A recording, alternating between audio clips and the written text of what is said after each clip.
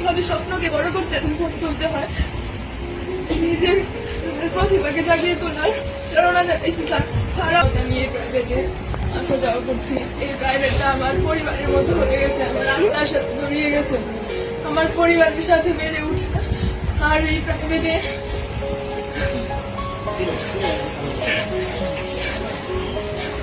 প্রাইভেটটাকে আমার পরিবারের চাইতে কোনো অংশে কম মনে হয়নি। এই প্রাইভেটের প্রত্যেকটা মানুষ আমার গেলে পরে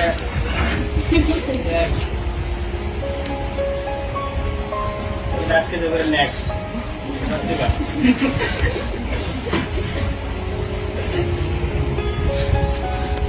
আর আমাকে সমাজকর্মের সঙ্গে শিখাইছে যে কিভাবে নিজের লুকিয়ে থাকা প্রতিভাকে জাগিয়ে তুলতে হয়, কিভাবে স্বপ্নকে বড় করতে তুলতে হয়, নিজের প্রতিভাকে জাগিয়ে তোলার প্রেরণা জানাইছি স্যার।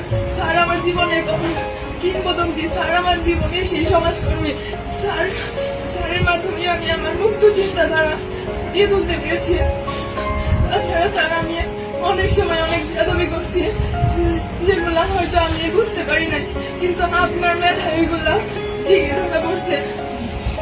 আমার বন্ধু বান্ধবদের সাথে অনেকের সাথে অনেক খারাপ ব্যবহার করে ফেলছে অনেক সময়। সবাই তোমরা আমার দৃষ্টিতে দেখবা।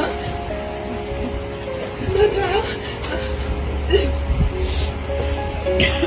মাফিয়া তুলি যদি তারা আমার জীবনে অনেক ফ্রেন্ড ছিল, কিন্তু তোদের মতো কেউ হবে না রে। প্রতিটা মুহূর্তে আমি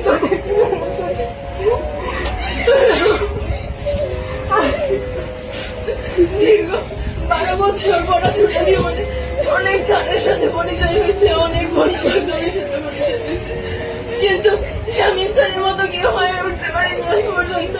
আর তোদের মতো ফ্রেন্ড আজ পর্যন্ত হয়ে উঠতে পারেনি।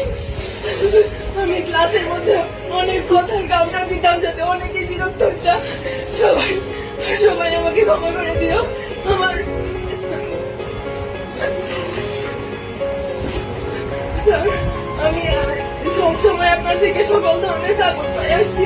স্যার, কোনো সময় আপনাকে শুধু স্যারের চোখে না, আপনাকে আমার বড় ভাইয়ের চোখে, একজন আদর্শ গাইডলাইনের চোখে দেখে আসছি। স্যার, ভবিষ্যতেও আমি চাই আপনার কাছে আদর্শ একজন শিক্ষার্থী হয়ে ফুটে উঠতে চাই। আমি